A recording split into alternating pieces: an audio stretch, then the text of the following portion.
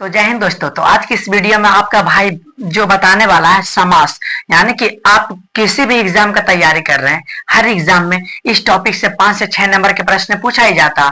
आप चाहे 8, 9, 10th, 11th, 12th, यानी कि आप किसी भी एग्जाम की तैयारी कर रहे हैं, आपके एग्जाम में ये पूछा ही पूछा जाता है, ठीक है ना। तो आज की इस वीडियो में समास को बहुत ही तरीके से आपको हम बताएंगे और 5G ट्रिक से आपको हम बताएंगे, ठीक है ना। तो आप लोग इस वीडियो को देख लीजिए। आप लोग एक वीडियो देख लेते हैं तो समास को पहचानने में कोई भी दिक्कत आप सभी को नहीं आएगा, ये हम आपसे वादे करते हैं, ठीक है ना। इसके लिए आप सभी को वीडियो तक लास्ट तक बने रहना, तभी आप सभी को समझ में आएगा, ठीक है। तो ध्यान से समझिएगा। देखिए, आपको हम बता देते हैं। देखिए, समास को स्टार्ट करने से पहले सबसे पहले हम समास के बारे में जान लेते हैं, क्योंकि आपके एग्जाम में तो इसका डिफिनेशन नहीं पूछता है कि समास किससे कहते हैं, लेकिन आपको ध्यान रखने के लिए बता देते हैं कि समास किससे कहते हैं। तो देखिए, समास जो है ना, दो या दो से अधिक शब्दों में आपस में मिलने से जो नया शब्द बनता है उसे ही समास कहते हैं। तो देखिए, आप सभी को समझ में आ गया होगा कि दो या दो से अधिक शब्द जब मिलेगा तो मिलने से जो नया शब्द बनेगा उसे क्या बोलेंगे, समास। तो जानकारी के लिए आप लोग याद रखिएगा कि दो या दो से अधिक शब्दों के मिलने से जो नया शब्द बनता है उसे समास कहते हैं। तो आप सभी को समझ में आ गया होगा कि समास किसे कहते हैं, ठीक है। अब इसके बाद समझिएगा। अब देखिए, समास के प्रकार के बात हम कर लेते हैं। देखिए, समास के अगर हम प्रकार के बात करते हैं तो समास जो है 6 प्रकार के होता है। अब देखिए, 6 प्रकार के होता है, तो आपको याद रखना, आपके ऑब्जेक्टिव में ये पूछ सकता है कि समास कितने प्रकार के होते हैं, तो समास 6 प्रकार के होते हैं। तो आप लोग को तो ध्यान में आ गया कि समास कितने प्रकार के होते हैं, तो 6 प्रकार के। अब देखिए, अब 6 प्रकार कौन कौन से होते हैं आप लोग ध्यान से समझिएगा। तो देखिए, पहला प्रकार की बात करते हैं तो पहला है जो अव्ययी भाव समास है, ठीक है। अब इसके बाद दूसरा हम बात करते हैं तो दूसरा क्या है, द्वंद्व समास है। अब तीसरा क्या है, तो ध्यान समझिएगा, तीसरा है द्विगु समास है। अगर हम चौथी की बात करते हैं तो चौथा जो है बहुब्रीहि समास है, और पांचवा जो कर्मधारय समास है, और छठा क्या है, तत्पुरुष समास है, ठीक है ना। तो देखिए, अभी हम समास के प्रकार समझे हैं, ठीक है। इसके पहचानने का ट्रिक भी हम बताएंगे, 5G ट्रिक, आप लोग आराम से देखिएगा। तो देखिए, हम बात कर लेते हैं सबसे पहले अव्ययी भाव समास को। देखिए, अव्ययी भाव समास आपके एग्जाम में इसका डिफिनेशन नहीं पूछेगा, बल्कि पहचानने के लिए आता है। उसे किस तरह से पहचानेगा, तो आप लोग ध्यान समझिएगा, 5G ट्रिक बताएंगे।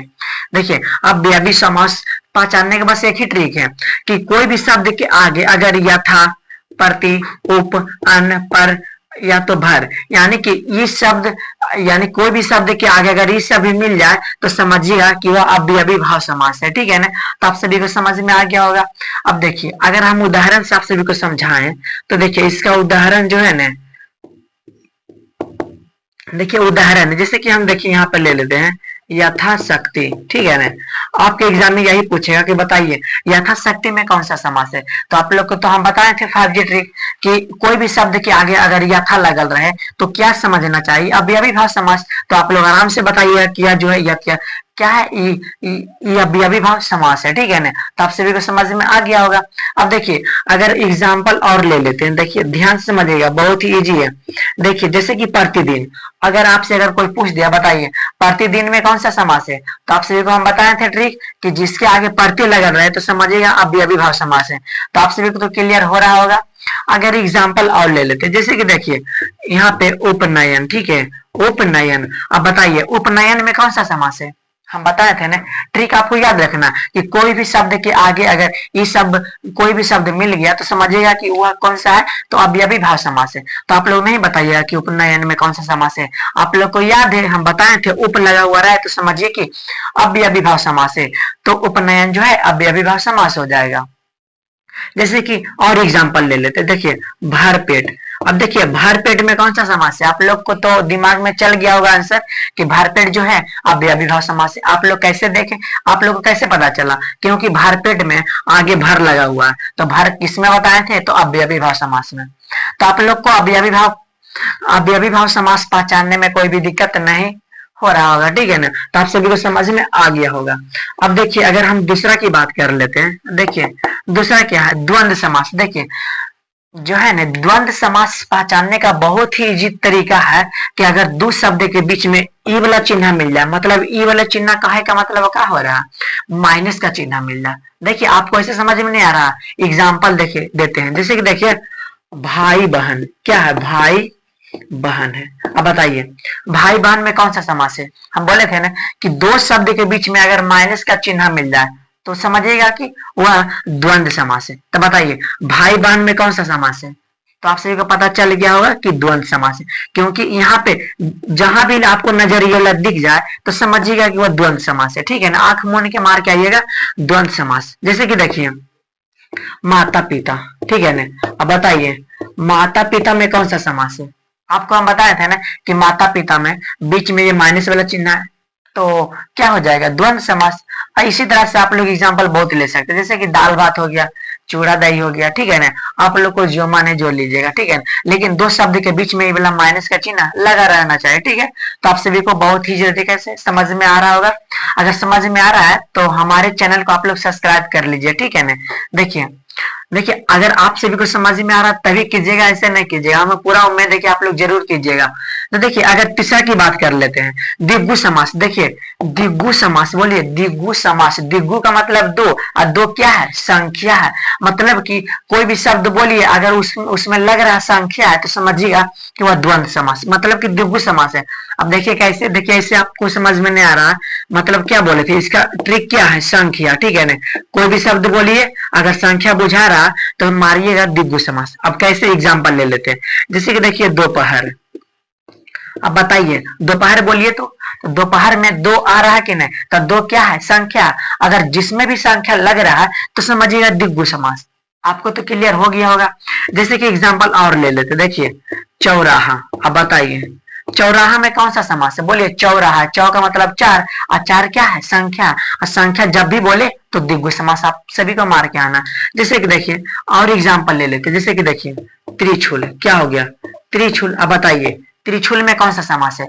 अब देखिए त्रि का मतलब तीन होता है कि नहीं? त्रि का मतलब तीन होता है, तो त्रि का मतलब तीन मतलब संख्या। अब जब भी संख्या की बात आए तो द्विगु समास आप सभी को मार के आना, ठीक है ना। तो हमें पूरा उम्मीद है कि आप सभी को समझ में आ रहा, हमारा 5G ट्रिक आप सभी को पसंद पड़ रहा है, ठीक है ना। अब देखिए अगर हम इसमें बात कर लेते हैं, तीसरा क्या, चौथा है ना, चौथा की बात कर रहे हैं बहुवीर्य समास। देखिए बहुवीर्य समास में आप सभी को याद रखना कि बहुवीर्य समास में अधिकतम जो है ना देवी देवता का नाम ही आता है। जैसे कहने का मतलब देखिए इसमें क्या है? देवी देवता का नाम आता है। किसका आता है? देवी देवता का नाम आता है। बस यही ट्रिक है। और जैसे एग्जांपल ले लीजिए, जैसे कि देखिए हम एग्जांपल ले लेते हैं लंबोदर। अब बताइए लंबोदर कोई भगवान का नाम है? आप लोग बोलिएगा नहीं, लेकिन है। लंबोदर का मतलब लंबा सूर्य किनका है? गणेश जी। अब बोलिए गणेश जी का भगवान है कि नहीं है? तो वही लंबोदर कौन सा समास हो गया? तो बहुवीर्य समास है। जैसे कि बताइए दशानंद। बताइए दशानंद किसे बोलते हैं? दशानंद, दशानंद नंद होगा, ठीक है ना, दशानंद। देखिए दशानंद होगा, तो बोलिए दशानंद किसे बोलते हैं? रावण को जिसका 10 सिर है कि नहीं? तो दशानंद कौन सा समास हो गया? तो बहुवीर्य समास हो गया। और एग्जांपल ले लेते हैं, जैसे कि बिना पानी। बताइए बिना पानी, आप सभी को दिमाग में इसका आंसर चल गया होगा। जैसे बिना पानी कहने का मतलब कौन सा देवता? सरस्वती माता। बिना पानी, ठीक है, तो बिना पानी का मतलब सरस्वती माता जो है देवी देवता का नाम आ रहा है कि नहीं? तो मतलब कि समझ जाइएगा कि बहुवीर्य समास है।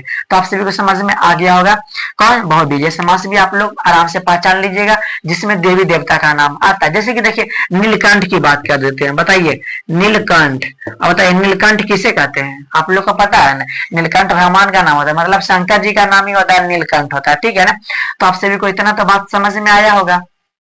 अब देखिए अगर हम इसके बाद अगर हम देखते हैं 5 नंबर का कर्मधारय समास। देखिए कर्मधारय समास में क्या होता है ना, देखिए कर्मधारय समास में इसमें जो है ना, इसमें कर्मधारय समास में विशेषता, ठीक है, क्या बोले? विशेषता।